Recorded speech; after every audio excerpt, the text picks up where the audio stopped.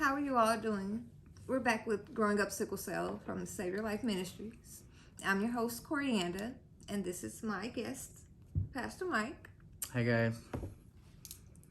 And we're just here to give you all a outlook on my life with Growing Up Sickle Cell. I'm going to ask Mike some questions about how he felt about my growing up with sickle cell, and hopefully some of you all can relate to how he felt and the things that he went through as seeing me growing up with sickle cell. Okay. Well, I think first of all, maybe we should explain to them how we even know each other. Obviously, we're a little bit different here, but I was a member. We were a member of the same church back in the early 2000s. Yeah, early 2000s here in Dallas, and there was a lot of socialization between the teenagers. I ended up actually teaching the teenagers in youth church and Bible study, and she was one of the kids out there with my son and the other kids we knew, and we just grew this bond, very much like a parent role, but at the same time kind of like a friend too, because as you were in that period, you can explain that better than I. Obviously, there was some major connection to where we're here now, so many years later.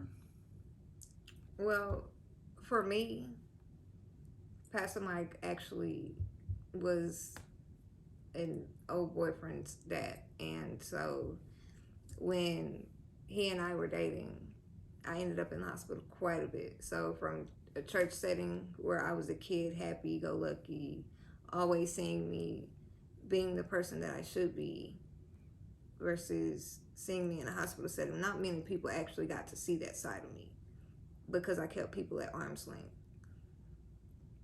And the bond that we grew was because of the fact that some people can't deal with seeing the person that they are used to in a hospital setting and spending quite a bit of time doing so. Well, maybe I just have to admit, I really liked the menu at Children's Hospital. We could order whatever we wanted to. And then they had this really big train set up down on the first floor. I don't know if it's still there, but like going looked at the trains. But, real talk, y'all,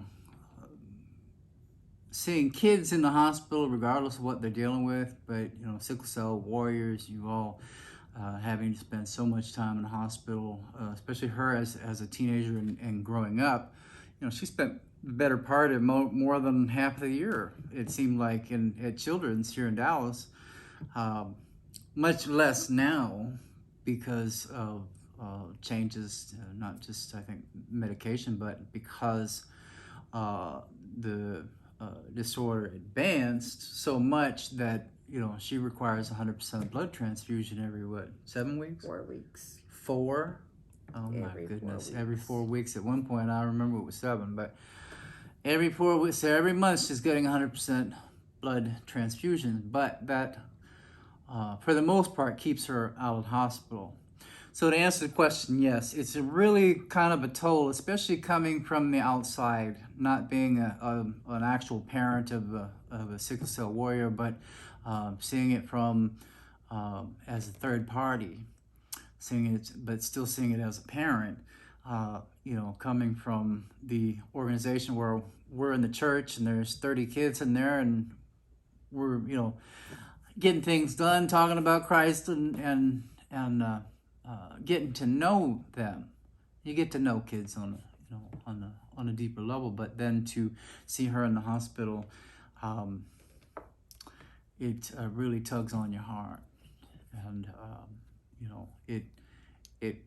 we can be frank, it sucks. It sucks. It sucked to see her in that realm a lot of the time, where she should be out with her friends and at school and actively doing other things. But So my next question is: as I got older, how, in what ways did you feel like I had advanced as a person with the illness? Let's say before the strokes started and Mm. then after.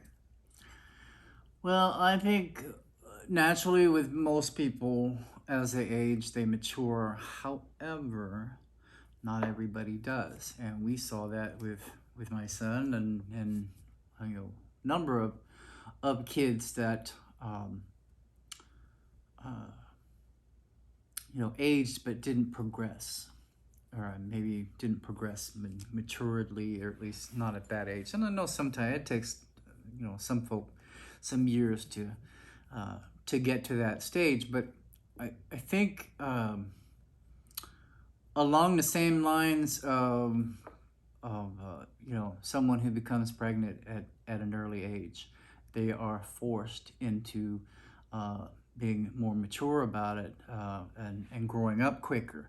But I think if you look at things like on that same line, it almost forces you to not just to mature quicker. It's to have a better understanding about your health, have better understanding of what works, what doesn't work.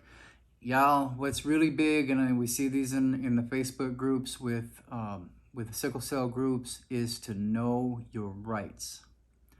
Know your rights, what your rights are in the hospital, what they can and cannot do, and how to report it when they fail to give you meds, when they fail to serve you, when they're just so quick to discharge you as soon as you come in because they dismiss it because they can't feel what you're dealing with. They, may be so used to folk abusing medication, but that's a different realm. Those are, people that are addicted to opioids. We're talking about your lives. We're talking about what you have to endure every day, all day. This is not, sickle cell doesn't come when it feels like it.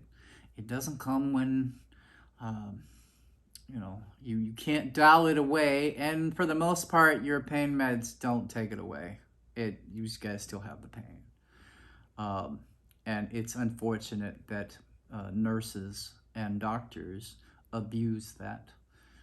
So know your rights, please. If anything else, learn what your rights are. Maybe we'll have a discussion about that, and we can bring somebody in who maybe on the legal end, like a lawyer or some other patient advocate that knows them, and we can help you guys with that. That's really important because we see a lot of posts and a lot of comments where my nurse said this, my nurse did that, and they discharged me without even looking at me. Oh, sickle cell, forget about you. So I think to answer your question, you become a lot more aware of what's going on. And along the same lines, you guys know as you're aging and progressing, there are things that are happening to your bodies that loss of blood like that. The dealing with the blood as it is a horrible disorder as it is, but dealing with um, maybe the loss of teeth, hair, skin changing color, more splotchy, and all of the things you guys having to deal with as you age, and that really sucks. Because I can't even imagine, the pain, not just the pain from the disorder, but all the other, features and things that are changing your life. And then that affects your social life. It affects, if you have a partner, it affects self-esteem, confidence, your anxiety. It's all encompassing. So, um, but hey, we're here, help best as we can. So. And we definitely always will be. I can say on some of the keynotes that he had, I was one of those who reacted or can react extremely passionately, and it gets taken as anger when being done wrong in a hospital. from the nurses, the techs, the cleaning staff. It doesn't matter, because in hospitals we still have rights. Knowing those rights and understanding what level of respect we're owed, not only as humans, but especially as patients. They can't see, excuse me, they can't see what we're going through, but we know what we feel. We have to be bold enough to speak up for ourselves, but we also have to be cordial enough to let it come out in a way that they will want to take it. They think they can talk to us however they want to, and so they do, if we allow them to. Now, saying it rah rah rah is not going to get through to them, but saying it, excuse me, I don't like being spoken to that way, and I know that it's not okay that you're speaking to me like that. I don't feel like you're treating me fairly, and I do not appreciate it, will get taken a lot differently. I used to be, especially younger, and sometimes I forget now, and it comes off as aggression rather than passion, because you're dealing with my life. You're not just dealing with a number on a page. To most of them who don't have a passion for what they're doing, it's about $1. All they see you as is a number. But until you speak up for yourself and let them understand that, hey, I'm not just a number, I really am a person, that's how they're going to treat you. And some of them, they're not going to like it. So yeah, you're going to get reported. Yeah, they're going to say something to someone, but that is your right too, is to speak to someone, a patient care advocate, someone there at the hospital is there for you, is on your team. And as long as you understand that you don't have to get treated that way, you don't have to sit there and take what they're doing. There are phlebotomists who aren't paying attention to what they're doing when they're in your veins. I know very, very, very well what it's like to be sitting pricked on like a pincushion.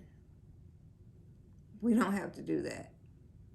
If you see that someone is not caring enough to care for you, how you know they would care for themselves, their children, or their family members, you have a right to speak on that.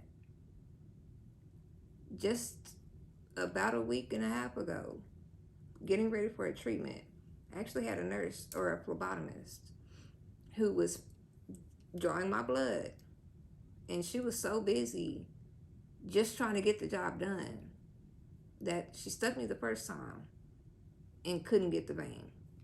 I told her where she could stick to get the vein the first time, but because she was the person who had the job and I was the patient, she thought she knew best. Sometimes, some of them do. A lot of times, you can find that some people are just trying to get their day over with. But the second time she stuck me, what she wanted to do was use the method where they draw and pull the syringe to draw your blood out. But she wasn't in the vein all the way. So being on the outside of that vein, she blew the vein so bad in my arm that my entire arm started sickling. It's not okay. It's not okay. But to keep myself from blowing up, I didn't report her right then. That means that she can do it to someone else. All I did was cry about it. That's all I could do. And some of us, we tend to react that way just because of the fact that we don't want to get anyone in trouble. Or we've reported so many different people, they may not believe us. But regardless, that type of thing is not okay. We're humans. We're not guinea pigs. So remembering that we do have rights in the hospital is extremely important. Because me not knowing that meant that I bottled a lot of things up. where I should have been talking to the appropriate people who could help me.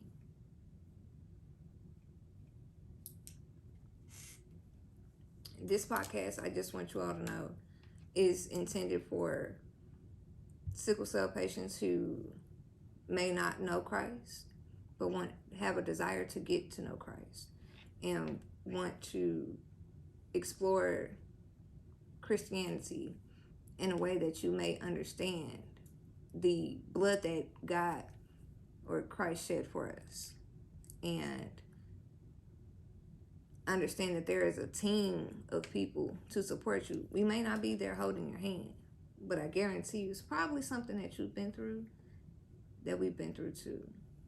And we do it all under the umbrella of understanding and having a relationship with Christ.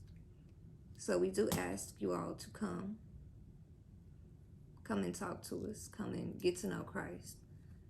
And we openly accept you and are waiting to hear from you. And we love to hear your stories.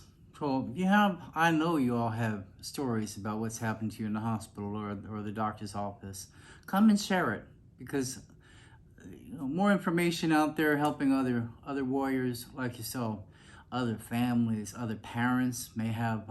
We see that in the chats too, where new mothers have children, babies with sickle cell, and they need help. So we're here to help them, here to help you. If you don't know Jesus, it's okay. If you don't want to know Jesus, just come for some information. We're going to talk about him, but we welcome you. And we're so grateful for you coming by our show here today. God bless you and God keep you is our prayer.